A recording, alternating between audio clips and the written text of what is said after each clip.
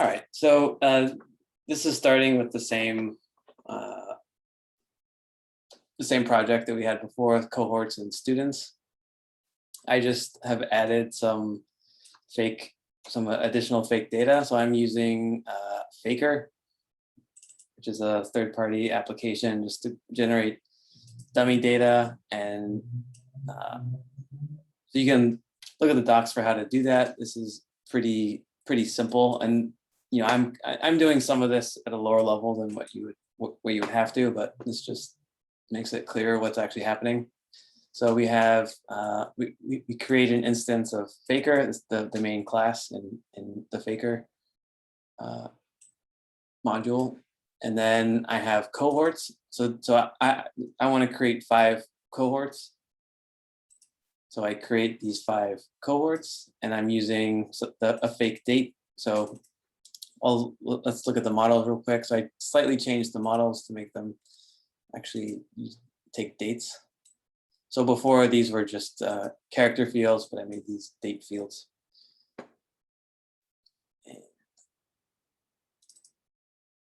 So I'm creating 5 instances, 5 cohorts with some random fake dates. And this is just like the simplest possible way of doing it. Obviously, you probably want to have some kind of validator checking that the end date is after the start date and things like that. And then once I have these cohorts, I'm going to create a bunch of students. And so a cohort can have lots of students, and a student can only be in one cohort. So every student needs a cohort associated with it.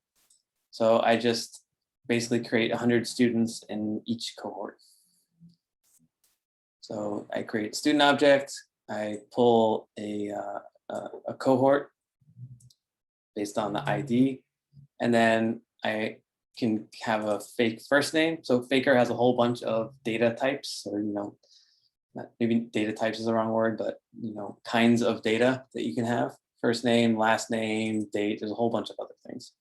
So that just makes it easy. I can with very little code, create a whole bunch of realistic things. So it's not just entirely random garbage data. Okay, so I have that. So now my database has a bunch of stuff in it, and I also installed Django extensions, so I can go into the shell without importing everything, and I'll just make a couple queries just to see what we have. So Python, let me just check where I am.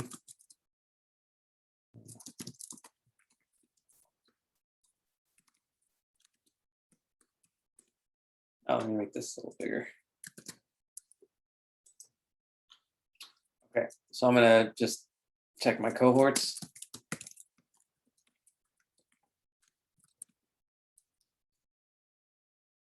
Cohort.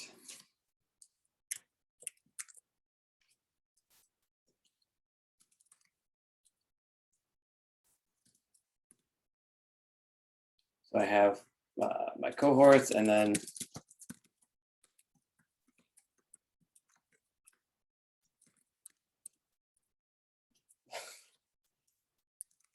singular. There's a whole bunch of students. So it looks like that worked.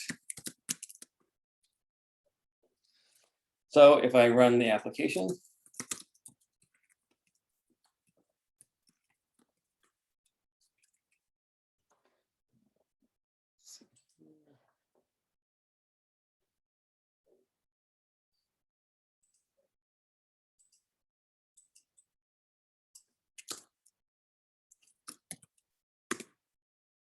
the cohorts, I have the 5 cohorts that I created. I can go to one of these and see all of the students in there. So there's these students. I can see here's a student right here, and another student right there. And we can see, so I changed it back, so I'm not using the UUID or the slug. I'm just using these, and just so I can show that scraping is easy. So here's the setup now of our our app. So now for the scraper.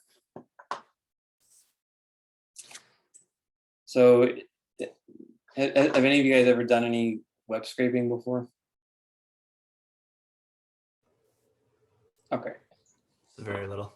Okay, that's fine. So this will be a very, very, simple introduction to web scraping. It's pretty simple. Basically, you just get an HTML document and then you parse through the document and get what you want.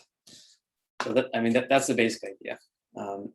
So the main, I'd say the standard library for parsing HTML is Beautiful Soup. And then that needs to be used in combination with requests. So requests also third-party library, but kind of like the standard third-party library for handling HTTP requests.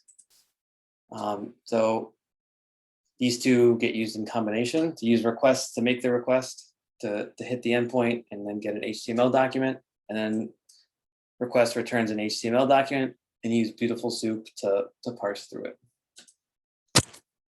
I'm just going to look here. So let's just say that we wanted to get all of the students. We just wanted a list of all the students, or even just the number of students that were there.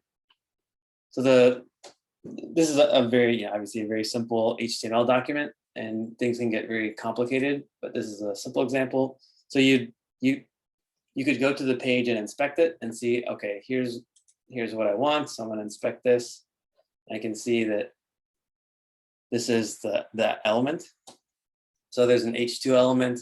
I can look on the rest of the page and say, okay, this is the first H2 element, or the only one, or it has an ID of whatever, or it's an H2 element embedded inside of another element with an ID of whatever. So sometimes in order to find a specific element you're looking for, you might have to do some more complex logic, but here we can just grab this directly.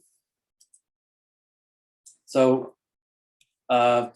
because this is set up just as numbers, so we can actually automate the requests. So we'll just have a basic URL and then use string interpolation to try, cohorts 1, students 1, cohorts 1, students 2, and so on. And then once we either hit a certain number or start getting empty requests or whatever back, we can shift and then increment this first one to cohorts 2, students 1, cohorts 2, students 2, and so on. And this is very simple, but we could obviously make this more complicated and more general. So here I'm saying the max ID is 110. So there are 100 students in every cohort, but 110. And then I'm going to do for I in range 1 to 6, just because I know that there are 5 cohorts. And then for J in range, whatever. So max IDs. So I'm going to make a request to a page. So whatever the base URL is, cohorts 1, students 1. And then I'm going to check the status code of the response. So I'm going to, first off, I'm just going to, let's do this. Oops.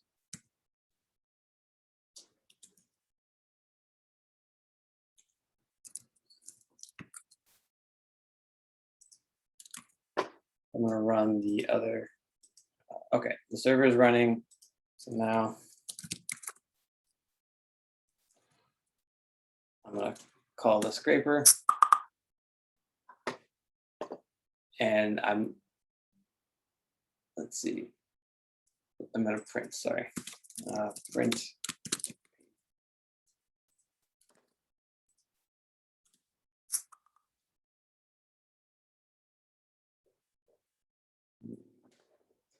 In 1 sec here, check this.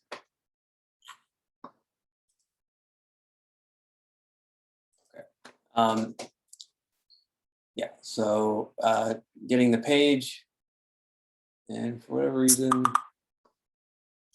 okay, I'm going to print page dot content.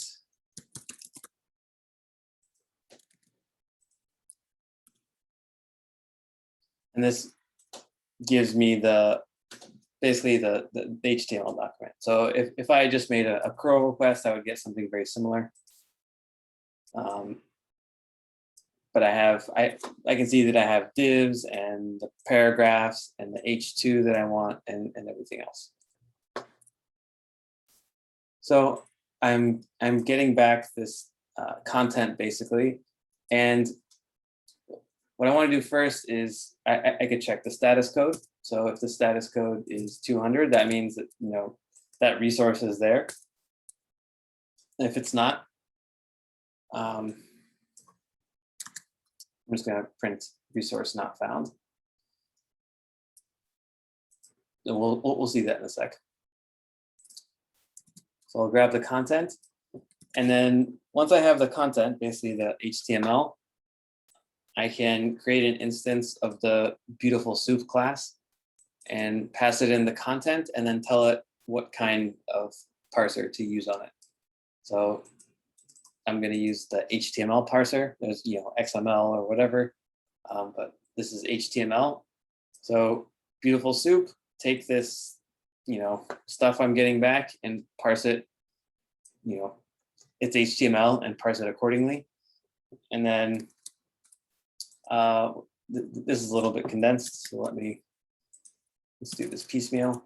So soup, there's a whole bunch of methods you can use here. So first off, let's do print soup dot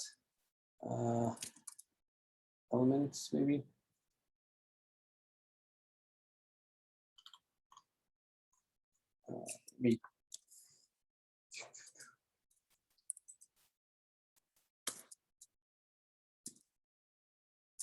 Well, let's just try printing this first.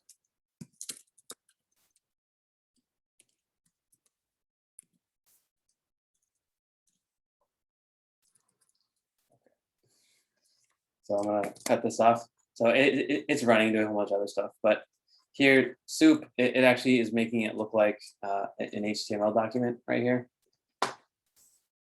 So this is being parsed. This content is being parsed. So it looks like an HTML document. And I can also do things like, let's do soup dot. We'll just try this.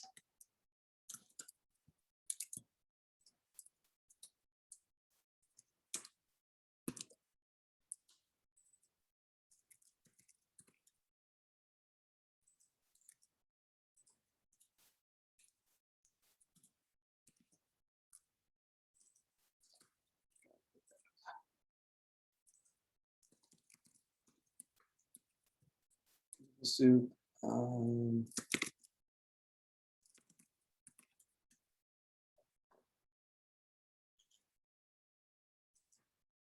Look at the documentation. So let's find all, find.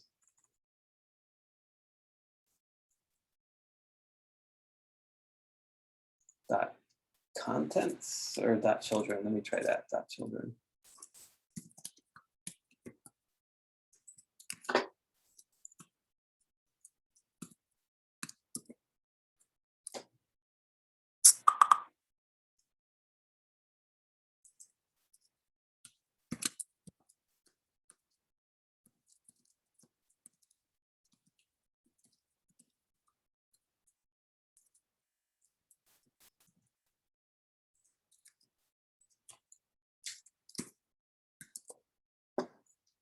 Okay, so there we go.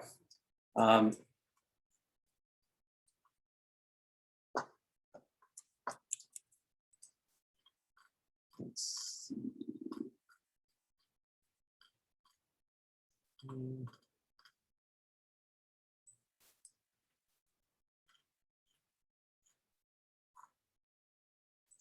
Okay, well, we'll go to finding particular elements. So if we look at the HTML here. We have one paragraph. What do we have? Well, we'll just find. So this is a very simple example, so it's hard to make it too complicated. But let's do.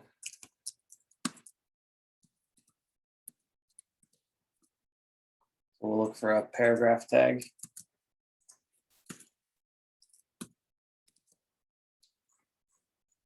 So member of alpha. So the first paragraph tag here is right here. So it grabs that tag. And then notice it grabs the tag, but it's like the complete tag. So you can also grab that and then get text.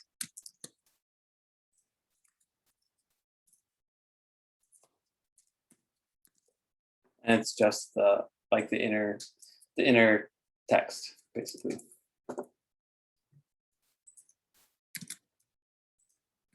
So doing that same thing, you make the request, you put it in the beautiful soup parser, and then you can basically make queries on that parsed object. And here, since we know what we're looking for, we can find the H2 element. We know there's only one, and then get text.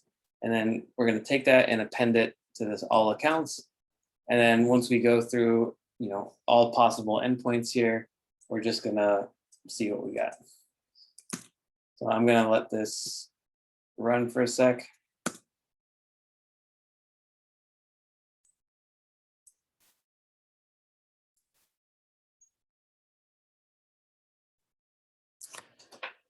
Okay, so it takes a minute, and if you look, let's see, yeah. So it goes through it first. It finds everything, right, and it's adding. But then you get all these resource not founds, which is fine. And then at the end, the length of all the accounts. So there are 500 students, and here's the list of all the 500 students. So it takes 1 second to do that. So web scraping can be useful if you're, depending on what you're doing. You might use it as a way to get data for an application that you're using or anything like that. But people often don't like, they don't want people to scrape their sites. And so there are a few things that you can do. Obviously, you can set up your server to rate limit people. So if the same IP is pinging you 500 times in 1 second, then you ban that IP, or you can slow down or whatever you need to do. So that's one reason why you might not want to use this style where you have the IDs and so on. It also tells, so I know that if I'm a competitor, I know that they have 500 students, or whatever the case is. It's pretty easy to learn some internal information.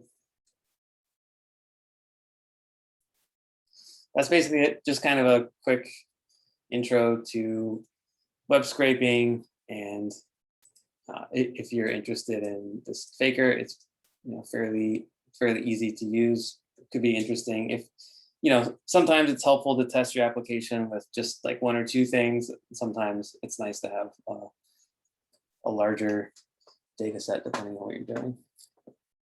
Are there any questions about that? How did you call the faker? Does that work with the manage.py once you add it?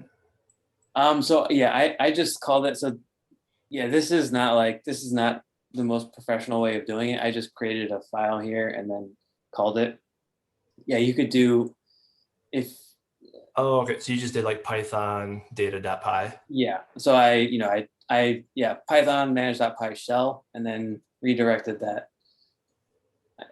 I called data and redirected that output into the shell. Which I don't even think you need to do that. I think you just call it right here. But yeah. Yeah, so you just call this call this file, it creates all the data. In a like a deployment, we haven't really talked about continuous integration pipelines or anything like that. But if you had a pipeline set up that would, every time there's a pull request, the application gets built, maybe some dummy data gets put in. So this kind of thing would, it depends on what you're doing, but you probably wouldn't do this like this. I mean, this is useful for kind of, I'm just sitting here developing and I want to play around with stuff. If you're actually running automated tests, you could do something like this, but you would do it in tests. So you would, create the fake test database, populate it with whatever you want, and then run your tests. And then after it's done, this gets destroyed. So I'm sure there's a use case, but you probably wouldn't want to populate your production database, like pre-populate your production database with a bunch of dummy data like this.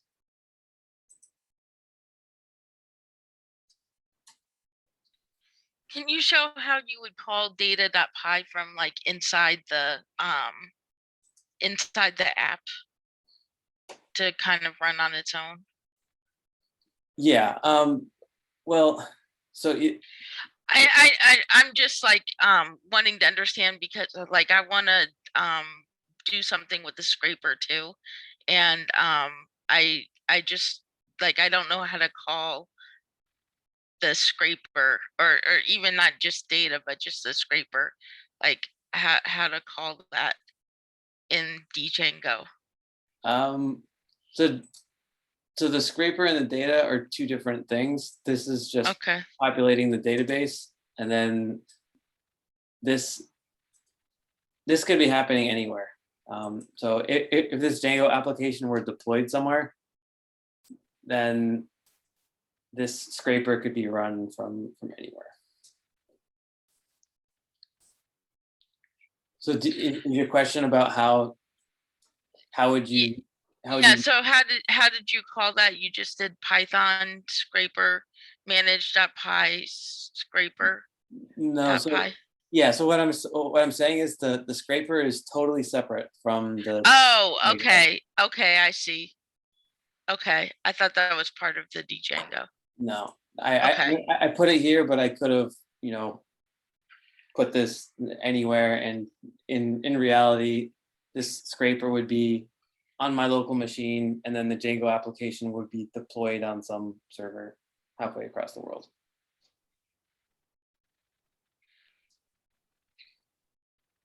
So all the scraper is doing basically is making requests to an endpoint. So just like I'm just going to a website.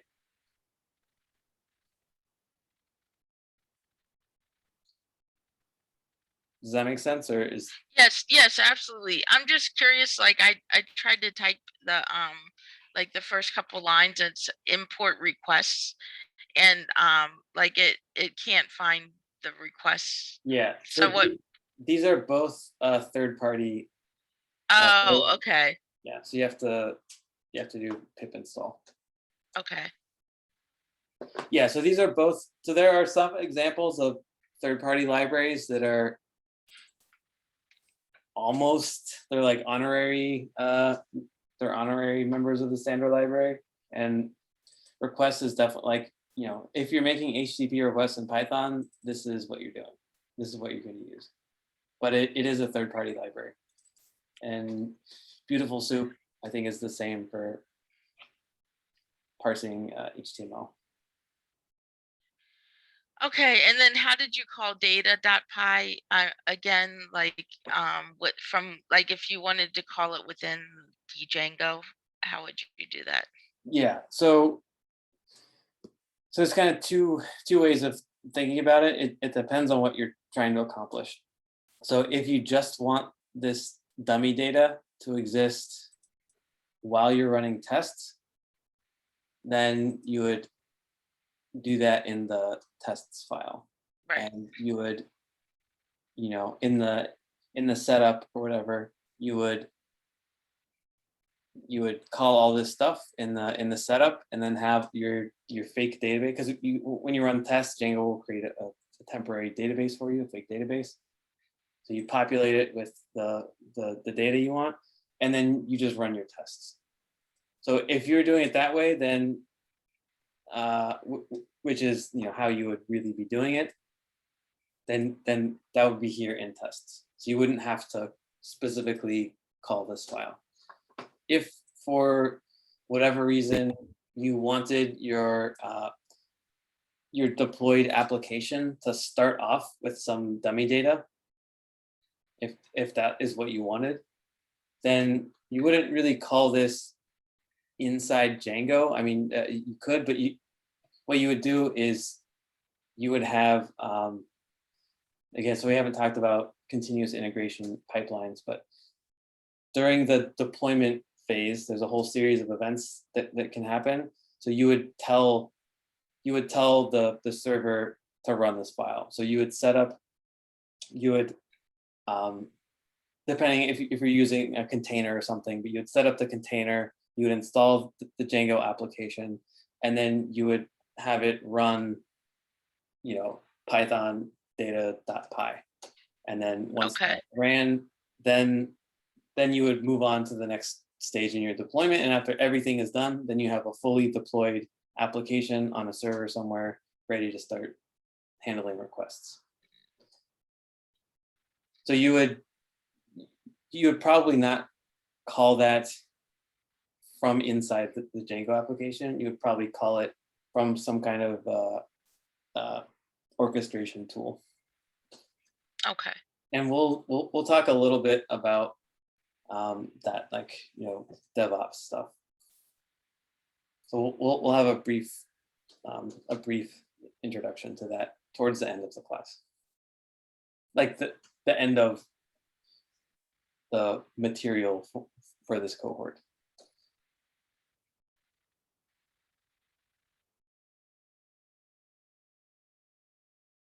Does that make sense? But again, you probably would not be starting your application with dummy data like this, but you could, What if is there a way that you could call it within Django? Like, is there some sort of like setting that you could do that says call this file to run? Let's see. So I'm not sure the exact order of everything, but let me see. Old cohorts. So if you were deployed,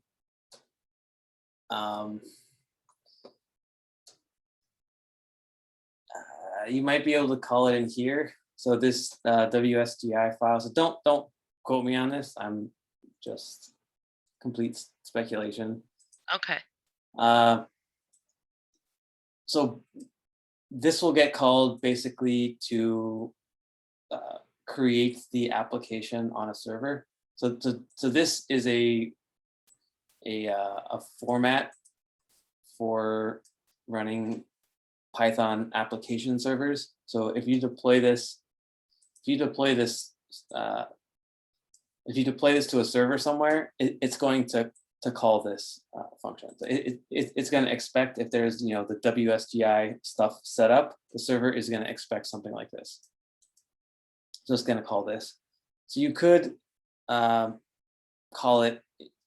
You could potentially call that file in here, although. So let me just give you an example of something that's like more like what would actually happen. So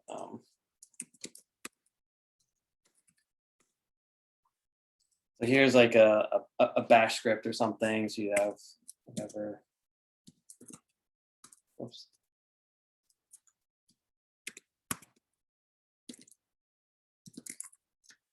Something like whatever you're doing here, and this is a bash script, and then you would do something like so you'd be doing this in a Docker container, probably. So from a Docker container, which is deploying your application, you might call this script which could run, Python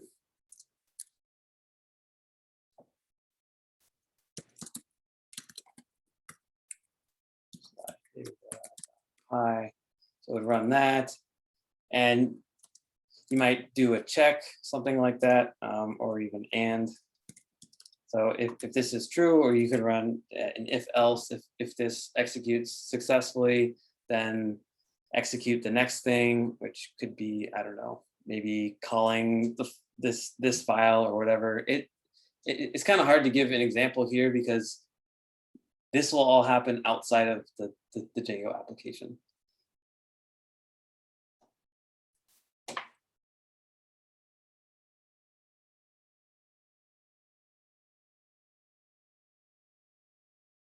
Yeah, that's good. That's good for my purposes. I was just curious about that. That's all.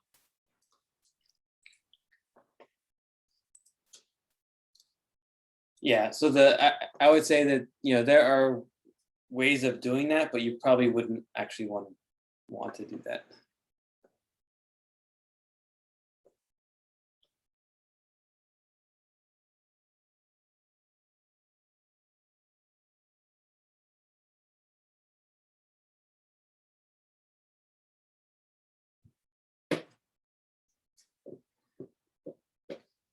All right, any other questions?